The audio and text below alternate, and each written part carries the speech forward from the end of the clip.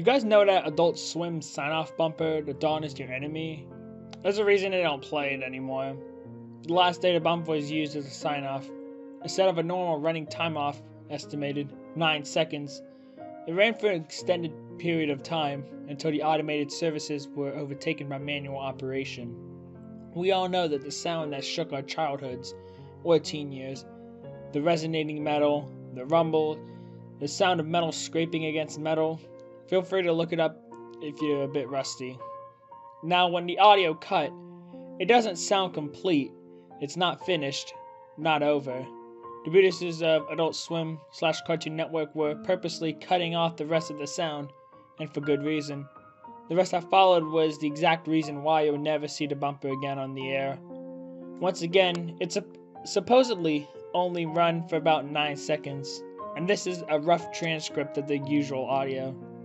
Resonating metal, followed by a rumble, followed by scraping metal, and another rumble, and bumper. So what could you put together with that?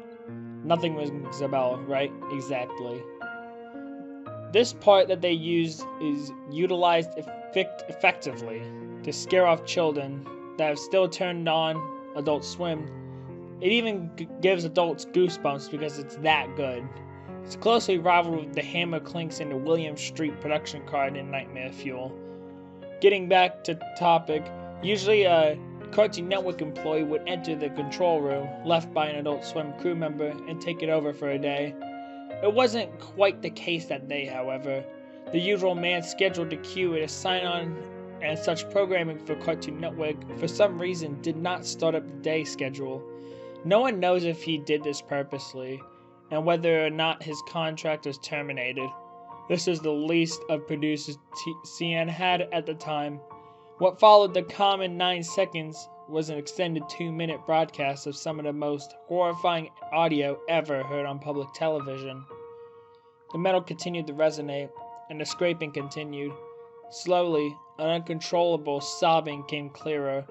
Not one person was crying, but a multitude of people were screaming and yelling. As the metal scraped, the screaming grew louder. Soon you could hear the slicing of flesh, the grinding of bones, the gushing of blood, and the guttural death rattles of people dying. All across the United States, millions of children and adults were being exposed to what sounded like a barbaric mass murder. People were calling it all across the country, crying or screaming or begging for it to be turned off. Something kept their eyes attached to the screen. It kept them listening to the broadcast.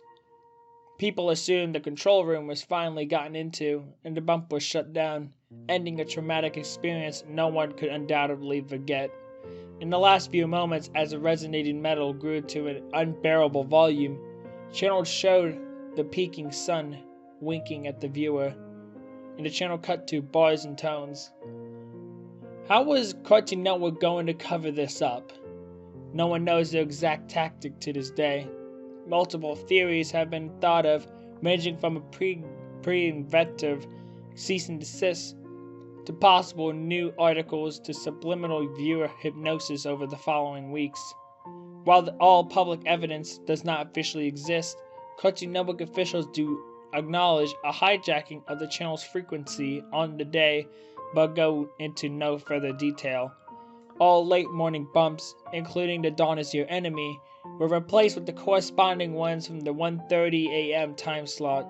Word is, however, that somewhere hidden in an Onion site, accessible only via the Tor browser, is a recording of the bump played that morning.